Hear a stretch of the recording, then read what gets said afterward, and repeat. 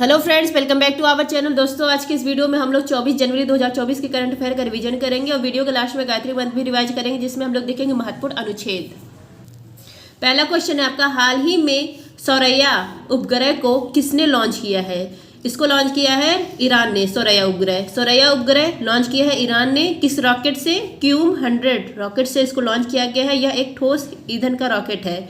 इसी रॉकेट की मदद से ईरान ने सौरैया उपग्रह लॉन्च किया है। 750 किलोमीटर की कक्षा में स्थापित किया गया है इस उपग्रह को। नेक्स्ट है आपका नूर उपग्रह, यह भी ईरान का उपग्रह है।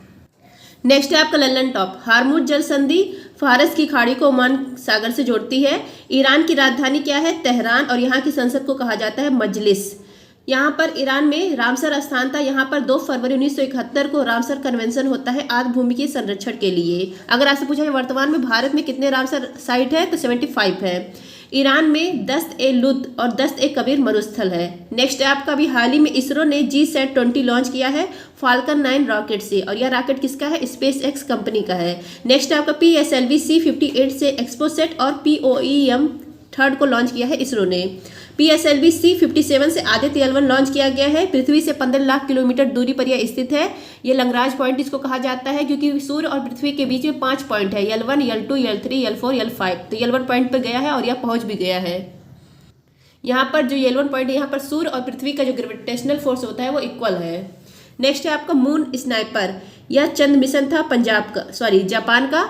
तो ये सफलतापूर्वक वहां पर लैंडिंग कर लिया है चांद पर। तो ऐसा करने वाला जापान 5वां देश बन गया है चांद के ऊपर लैंडिंग करने वाला। इससे पहले USA, रूस, चीन, भारत, अब 5वां देश हो गया है जापान। लेकिन अगर साउथ पोल पर लैंडिंग करने वाला पूछे तो वह एक ही देश है, हमारा देश भारत।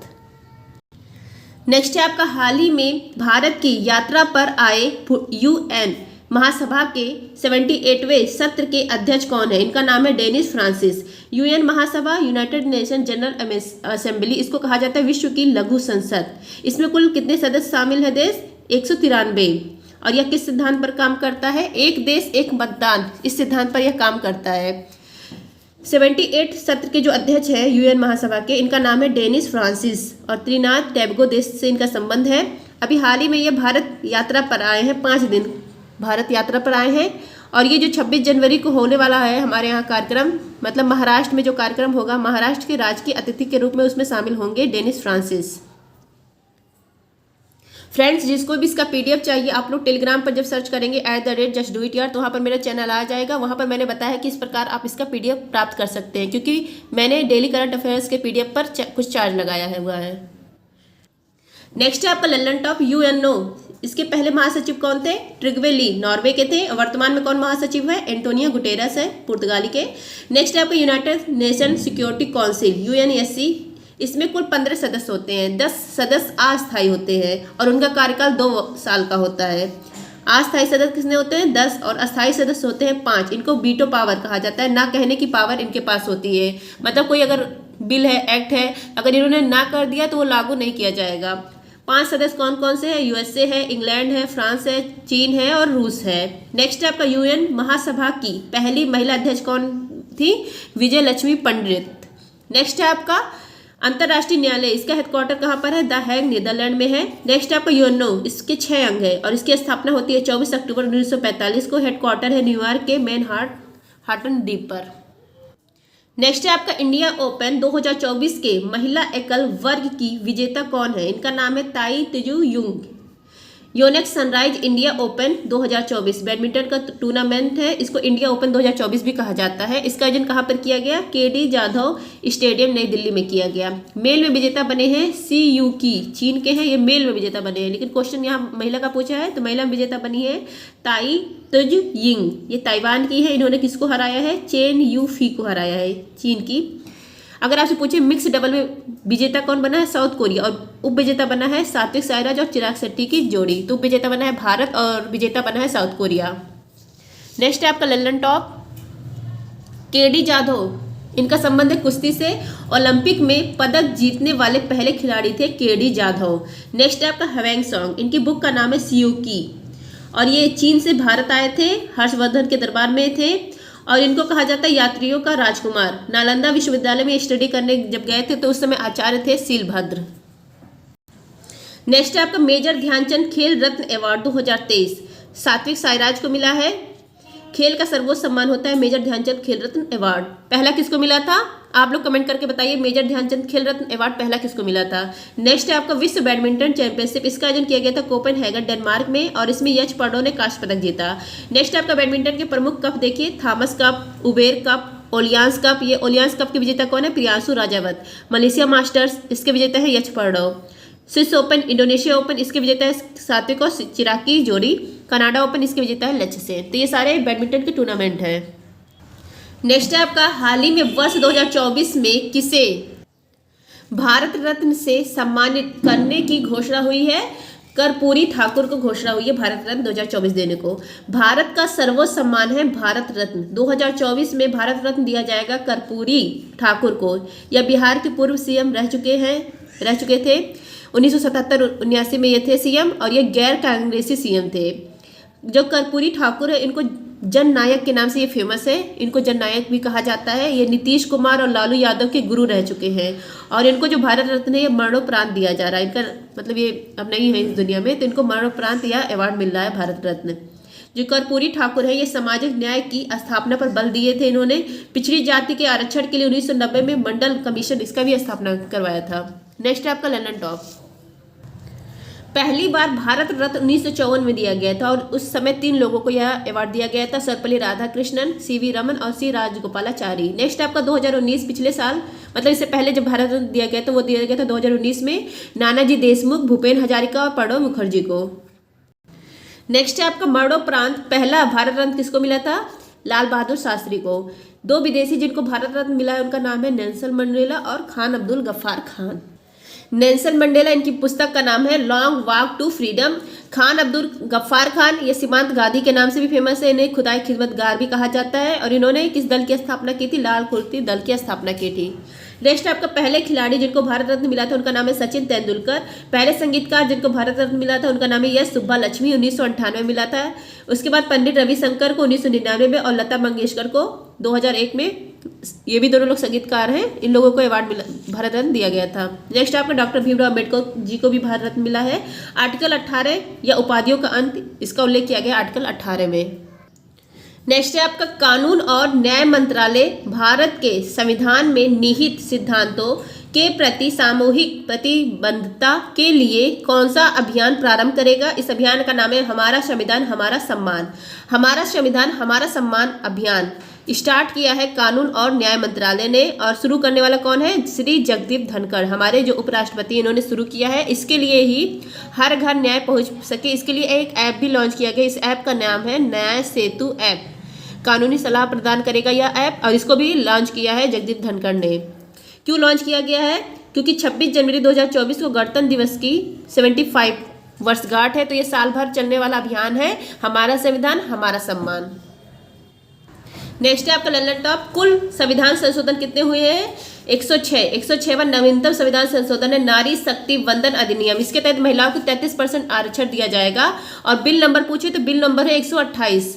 किसने पेश किया था? अर्जुन मेघवाल कानून मंत्री ने पेश किया था और इस पर राष्ट्रपति ने साइन किया था 29 सितंबर 2023 को। नेक्स्ट है आपका कुल अनुच्छेद कितने हैं? 395 और कुल भाग है 22 और कुल अनुसूची कितनी है? 12। नेक्स्ट आपका कैबिनेट मिशन भारत कब आया था? मार्च 1946 को आया था, 1946 को। इसमें 3 सदस्य थे, पैट्रिक लॉरेंस ये अध्यक्ष थे, अलेक्जेंडर और क्रिप्स। कैबिनेट मिशन ने कहा था कि हर 10 लाख जनसंख्या पर एक मेंबर होगा। तो कुल मेंबर कितने बने थे? 396। नेक्स्ट है आपका हाल ही में पीएम मोदी ने 1 करोड़ परिवारों को छत पर सौर ऊर्जा प्रणाली उपलब्ध कराने के लिए कौन सी योजना की घोषणा की है? इस योजना का नाम है प्रधानमंत्री सूर्योदय योजना। 22 जनवरी 2024 को श्री रामलला प्राण प्रतिष्ठा समारोह के दिन इन्होंने पीएम मोदी ने प्रधानमंत्री सूर्योदय योजना भी स्टार्ट की है। इसके तहत 1 करोड़ परिवारों की छत पर सौर ऊर्जा प्रणाली स्थापित की जाएगी। इससे लाभ क्या होगा? इससे लाभ होगा कि बिजली बिल कम आएगा, भारत ऊर्जा में आत्मनिर्भर बनेगा, स्वच्छ ईंधन रहेगा, ग्रीन एनर्जी रहेगी, तो इससे पर्यावरण को भी लाभ पहुंचेगा। नेक्स्ट है आपका ललन टॉप। पीएम विश्वकर्मा योजना 17 सितंबर 2023 को स्टार्ट की गई है बुनकरों के लिए। इस दिन प्रधानमंत्री मोदी जी का भी बर्थडे रहता है और विश्वकर्मा जयंती भी था। शुद्ध शून्य कार्बन उत्सर्जन नेट जीरो कार्बन जो एमिशन है इसका लक्ष्य रखा गया है 2070। नेक्स्ट आपका श्री राम मंदिर के वास्तुकार है श्री चंद्रकांत सोमपुरा और रामलला की जो मूर्ति है इसके वास्तुकार है श्री अरुण योगराज, जो कि मैसूर के रहने वाले हैं। नेक्स्ट है आपका श्री राम मंदिर जो है ये किस शैली में बनी हुई है? नागर शैली में। नेक्स्ट है आपका अंतर्राष्ट्रीय बुकर पुरस्कार यह दिया गया है जॉर्जी गोस्पिडिनोव को टाइम सेंटर उपन्यास के लिए। नेक्स्ट है आपका पित्जकर अवार्ड वास्तुकला का अवार्ड है डेविड चिपरफील्ड को दिया गया है। रैमन मैक्से अवार्ड यह दिया गया है डॉक्टर रवि कन्नर को, कैंसर रोग विशेषज्ञ हैं। ग्रैमी अवार्ड किसको दिया गया है? रिकी क्रेज को दिया गया है। तीसरी बार यह अवार्ड इनको मिला है, किस लिए मिला है? डिवाइन टाइड्स के लिए मिला है। नेक्स्ट है आपका हाल ही में संस्थागत श्रेणी में सुभाष चंद्र बोस आपदा प्रबंधन पुरस्कार 2024 के लिए किसे चुना गया है? 60 parachute field hospital Uttar Pradesh को चुना गया है। सुभाष चंद्र बोस आपदा प्रबंधन पुरस्कार 2024। 23 जनवरी को सुभाष चंद्र बोस जी का बर्थडे रहता है, इसी दिन पराक्रम दिवस मनाया जाता है और इसी दिन यह अवार्ड की घोषणा भी की गई है। तभी हाल ही में यह संस्थागत श्रेणी में मिला है। अगर संस्थागत श्रेणी में यह अवार्ड मिलता है सुभाष चंद्र बोस आपदा प्रबंधन पुरस्कार, तो उसकी जो राशि होती है 51 लाख रुपए होती है, लेकिन अगर व्यक्तिगत श्रेणी में मिले तो वो 5 लाख रुपए मिलता है। तभी हाल ही में संस्थागत को मिला है 60 parachute field hospital Uttar Pradesh को मिला है। इस हॉस्पिटल की स्थापना कब हुई थी? 1942 को। यह क्या काम करता है? आपदा के समय हवाई सहायता उपलब्ध कराता है। जो 60 पैराशूट फील्ड हॉस्पिटल है यह आपदा के समय हवाई सहायता उपलब्ध कराता है। जैसे ऑपरेशन दोस्त चला था तुर्की और सीरिया में, तभी इसने सहायता की थी। ऑपरेशन मैत्री नेपाल में चला था। उत्तराखंड में जब बाढ़ आया था 2013 में, तब भी इसने ही सहायता दिया था। इसलिए यह अवार्ड इसको मिला है 2024 का। और 2023 का पिछला वाला किसको मिला था? ओडिशा राज्य आपदा प्रबंधन प्राधिकरण और लुंगलेई फायर स्टेशन मिजोरम को मिला था। नेक्स्ट है आपका लल्लन टॉप। सुभाष चंद्र बोस इन्होंने 1939 में फॉरवर्ड ब्लॉक की स्थापना की थी और हरिपुरा अधिवेशन के अध्यक्ष कब बने थे? 1938 में। नारा इनका था दिल्ली चलो। इनकी बुक का नाम है इंडिया स्ट्रगल और इनकी प्रतिमा कहाँ लगी है? इंडिया गेट पर। और ये जो प्रतिमा है इसका निर्माण किसने किया था? अरुण योगीराज, जिसने रामलला मूर्ति का निर्माण किया है उन्होंने। नेक्स्ट है आपका हाल ही में सऊदी अरब के जाय अवार्ड्स में सम्मानित होने वाली पहली भारतीय महिला कौन है? इनका नाम है आलिया भट्ट। जाय अवार्ड सऊदी अरब का अवार्ड है और इसका आयोजन किया गया था रियाद में। अभी जाय अवार्ड्स में मानद एंटरटेनमेंट अवार्ड यह मिला है आलिया भट्ट को और यह अवार्ड पाने वाली यह पहली भारतीय महिला है। और अगर जायद अवार्ड्स में लाइफ टाइम अचीवमेंट अवार्ड यह सबसे मुख्य अवार्ड होता है, यह मिला है एस.आर. यूनिस को। एस.आर. यूनिस यह मिस्र के अभिनेता है और यह अवार्ड प्रदान किया है सलमान खान, क्योंकि इस अवार्ड में सलमान खान विशेष अतिथि के रूप में शामिल हुए थे, तो यह अवार्ड इनको प्रदान किया है मिस्र के अभिनेता को। नेक्स्ट है आपका 69वां नेशनल फिल्म अवार्ड। एक्टर है अल्लू अर्जुन, एक्ट्रेस है आलिया भट्ट और कृति सेनन। फीचर फिल्म है रॉकेटरी। नेक्स्ट आपका 53 नंबर का दादा साहब फाल्के अवार्ड मिला है वहीदा रहमान को। नेक्स्ट है आपका हाल ही में केंद्र सरकार ने बहुभाषी शिक्षा के लिए कौन सा ऐप लॉन्च किया है? इस ऐप का नाम है अनुवादनी ऐप। अनुवादनी ऐप केंद्र सरकार के द्वारा लॉन्च किया गया है। संविधान में जो हमारे 22 भाषा है, इस 22 भाषाओं में स्कूल हायर एजुकेशन के जो कंटेंट होते हैं उसका अनुवाद करने वाला है अनुवादनी ऐप। क्यों लॉन्च किया गया है? क्योंकि राष्ट्रीय जो शिक्षा नीति है 2020, इस शिक्षा नीति में कहा गया कि मातृभाषा को प्रमोट किया जाए, तो इसीलिए यह ऐप लॉन्च किया गया है। इसका ध्येय वाक्य है एक भारत श्रेष्ठ भारत। और किस उद्देश्य से लॉन्च किया गया है? शिक्षा में बहुभाषावाद को बढ़ावा देने के लिए। नेक्स्ट है आपका लल्लन टॉप। सेंट्स ऐप अर्ध जो सैनिक बल है उनको संचार सही रहे उसके लिए ऐप लॉन्च किया गया है। ई साक्षी ऐप सांख्यिकी और कार्यक्रम मंत्रालय इसने लॉन्च किया है। ई सरस ऐप SHG महिलाओं के उत्पादों के बेचने के लिए लॉन्च किया गया है। स्वागतम पोर्टल सुप्रीम कोर्ट ने लॉन्च किया है ई एंट्री के लिए। इनकॉर ऐप और सी विजिल ऐप भारतीय निर्वाचन आयोग ने लॉन्च किया है। और FEAST फीस्ट सॉफ्टवेयर इसरो ने लॉन्च किया है। नेक्स्ट है आपका हाल ही में भारतीय सेना ने दूसरा संयुक्त अभ्यास साइक्लोन किसके साथ प्रारंभ किया है? तो साइक्लोन अभ्यास होता है मिस्र के साथ। साइक्लोन अभ्यास भारत और मिस्र के बीच में होता है। पहला हुआ था 2023 में भारत के राजस्थान में और दूसरा हो रहा है 2024 में मिस्र में। रेगिस्तान में विशेष अभियान के रूप में साइक्लोन अभ्यास किया जाता है, क्योंकि भारत में भी रेगिस्तान है और वहाँ पर भी है। नेक्स्ट है आपका लल्लन टॉप। मिस्र की राजधानी है, मिस्र को इजिप्ट भी कहा जाता है, तो मिस्र की राजधानी है काहिरा और इंग्लिश में बोले तो कैरो। मिस्र को नील नदी का वरदान कहा जाता है और मिस्र के राष्ट्रपति हैं, तीसरी बार बने हैं अब्देल फतेह सीसी। मिस्र अभी हाल ही ब्रिक्स में भी शामिल हुआ है और न्यू डेवलपमेंट बैंक में भी शामिल हुआ है। नेक्स्ट आपका स्वेज नहर मिस्र में है। मिस्र का अधिकार है स्वेज नहर पर। जो स्वेज नहरें है ये भूमध्य सागर को लाल सागर से जोड़ती है। नेक्स्ट क्वेश्चन है आपका Indo Islamic cultural foundation Ayodhya में मस्जिद मोहम्मद बिन अब्दुल्ला का करेगा निर्माण। तो अब वहाँ पर मस्जिद का भी निर्माण होने जा रहा है अयोध्या में। आई होप फ्रेंड्स आप सबको ये पसंद आया होगा करंट अफेयर आज का। तब हम लोग देखते हैं गायत्री मंत्र। महत्वपूर्ण अनुच्छेद देखिए, अनुच्छेद 1, इंडिया डैट इज भारत, मतलब इंडिया, अगर आपसे पूछे कि जो संविधान है इसमें भारत मतलब हमारा देश का उल्लेख किस नामों से किया गया है, इंडिया और भारत के नाम से किया गया है। और राज्यों का संघ यह कहा गया है अनुच्छेद 1 में। अनुच्छेद 2, नए राज्यों का प्रवेश, एडमिशन ऑफ न्यू स्टेट, जैसे सिक्किम 36वां संविधान संशोधन किया जाता है 1975 में और सिक्किम को राज्य बनाया जाता है। अनुच्छेद 3, नए राज्य का गठन, फॉर्मेशन ऑफ न्यू स्टेट, जैसे तेलंगाना। राज्यों की सीमा, नाम, क्षेत्र परिवर्तन इसी अनुच्छेद के तहत होता है। नेक्स्ट आपका अनुच्छेद 14, विधि का शासन और विधि के समझ समानता का उल्लेख है अनुच्छेद 14 में। नेक्स्ट आपका अनुच्छेद 17, अस्पृश्यता का अंत, छुआछूत का अंत।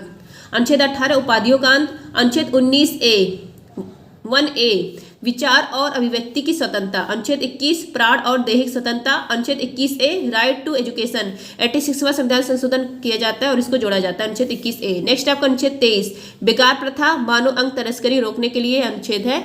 नेक्स्ट है आपका अनुच्छेद 25, अंत्यकरण की स्वतंत्रता, धार्मिक स्वतंत्रता का उल्लेख है अनुच्छेद 25 में। अनुच्छेद 32, संवैधानिक उपचारों का अधिकार, इसके तहत सुप्रीम कोर्ट 5 तरह की रीट जारी करती है अगर मूल अधिकार का उल्लंघन होता है। और डॉक्टर भीमराव अम्बेडकर ने अनुच्छेद 32 को कहा है संविधान की आत्मा। नेक्स्ट आपका अनुच्छेद 39A, फ्री लीगल एड, निःशुल्क कानूनी सहायता, इसका उल्लेख है। अनुच्छेद 40 में ग्राम पंचायत का गठन, इसके बारे में उल्लेख है। अनुच्छेद 44 में UCC, समान नागरिक संहिता, इसके बारे में उल्लेख किया गया है।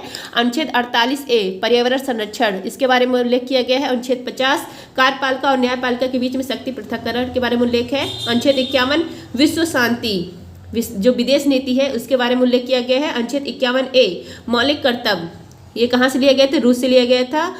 और 11वां जो पहले जब मौलिक कर्तव्य ये जोड़ा गया था 51A अनुच्छेद के तहत, तब 10 मौलिक कर्तव्य जोड़े गए थे और 11वां मौलिक कर्तव्य जोड़ा जाता है क्योंकि वर्तमान में 11 मौलिक कर्तव्य है, तो 11वां मौलिक कर्तव्य जोड़ा जाता है 86वां संविधान संशोधन 2002 के तहत। और ये किस समिति की सिफारिश पर मौलिक कर्तव्य जोड़े गए थे? सरदार सरोवर सिंह समिति की सिफारिश पर। नेक्स्ट है आपका अनुच्छेद 52, भारत का एक राष्ट्रपति होगा, यह कहा गया अनुच्छेद 52 में। अनुच्छेद 53, राष्ट्रपति की कार्यपालिका की शक्ति के बारे में उल्लेख है। अनुच्छेद 54, राष्ट्रपति के निर्वाचन मंडल, इसके बारे में उल्लेख है। इसमें इलेक्टेड MP और MLA भाग लेते हैं, नॉमिनेटेड भाग नहीं लेते हैं राष्ट्रपति के निर्वाचन में। अनुच्छेद 55, राष्ट्रपति का जो अप्रत्यक्ष चुनाव पद्धति है, मतलब इनका चुनाव कैसे होगा? अप्रत्यक्ष होगा, एकल संक्रमणीय मत पद्धति के द्वारा होगा। नेक्स्ट है आपका अनुच्छेद 56, राष्ट्रपति के कार्यकाल के बारे में उल्लेख है। अनुच्छेद 60, राष्ट्रपति के शपथ। अनुच्छेद 61, जो राष्ट्रपति का महाभियोग है, इसके बारे में। अनुच्छेद 63, भारत का एक उपराष्ट्रपति होगा, वाइस प्रेसिडेंट होगा, इसके बारे में उल्लेख है। 64 में जो उपराष्ट्रपति है ये राज्यसभा का पदेन सभापति होगा, इसके बारे में उल्लेख किया गया। अनुच्छेद 71 में जो राष्ट्रपति और उपराष्ट्रपति अगर इनके चुनाव में विवाद होता है तो निपटारा कौन करेगा? सुप्रीम कोर्ट, यह कहा गया है अनुच्छेद 71 में। अनुच्छेद 72, राष्ट्रपति की क्षमादान शक्ति के बारे में उल्लेख है। अनुच्छेद 76, महान्यायवादी के बारे में उल्लेख है। अनुच्छेद 79, संसद के बारे में उल्लेख है। अनुच्छेद 80 में राज्यसभा, 81 में लोकसभा के बारे में उल्लेख है। अनुच्छेद 108, संयुक्त बैठक, अब तक 3 बार संयुक्त बैठक हुई है, इसका उल्लेख किया गया है। अनुच्छेद 110, धन विधेयक के बारे में उल्लेख है। लोकसभा जो स्पीकर होता है वो तय करता है कि धन विधेयक है कि नहीं है। अनुच्छेद 112, वार्षिक वित्तीय विवरण, इसके बारे में उल्लेख है। बजट के बारे में हमारे संविधान में उल्लेख नहीं है, बल्कि किसका उल्लेख है? वार्षिक वित्तीय विवरण का। किसमें उल्लेख है? अनुच्छेद 112 में। अनुच्छेद 123, राष्ट्रपति अध्यादेश, इसके बारे में उल्लेख किया गया है। फिर आता है अनुच्छेद 129, सुप्रीम कोर्ट एक अभिलेख न्यायालय है, यह कहा गया अनुच्छेद 129 में। अनुच्छेद 148, CAG के बारे में उल्लेख है। अनुच्छेद 153, राज्यपाल के बारे में उल्लेख है। अनुच्छेद 213, राज्यपाल के अध्यादेश के बारे में उल्लेख है। अनुच्छेद 226, हाईकोर्ट रीट जारी करता है। हाईकोर्ट रीट जारी करता है फंडामेंटल राइट और फंडामेंटल ड्यूटी दोनों का अगर उल्लंघन होता है तब, लेकिन सुप्रीम कोर्ट बस फंडामेंटल राइट के अगर उल्लंघन होता है, मौलिक अधिकार का उल्लंघन होता है तो सुप्रीम कोर्ट रीट जारी करता है। और जो हाई कोर्ट होता है ये दोनों मौलिक अधिकार और मौलिक कर्तव्य का उल्लंघन होता है तो जारी करता है। अनुच्छेद 263, इंटर स्टेट काउंसिल के बारे में उल्लेख है। नेक्स्ट है आपका अनुच्छेद 279A, GST काउंसिल के बारे में उल्लेख है। अनुच्छेद 280, वित्त आयोग के बारे में उल्लेख है। अनुच्छेद 300A, संपत्ति का अधिकार, इसके बारे में उल्लेख है।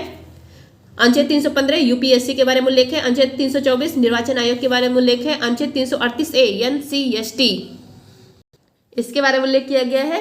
अनुच्छेद 343, संघ की राजभाषा के बारे में उल्लेख है। अनुच्छेद 352, राष्ट्रीय आपात के बारे में उल्लेख है। अनुच्छेद 356, राष्ट्रपति आपात के बारे में उल्लेख है, अनुच्छेद 360 वित्तीय आपात के बारे में उल्लेख है, अनुच्छेद 368 संविधान संशोधन के बारे में उल्लेख है। आई होप फ्रेंड्स आप सबको क्लास अच्छी लगी होगी। अगर अच्छी लगी हो तो please like share and subscribe. मिलते हैं नेक्स्ट वीडियो में। धन्यवाद। जय हिंद।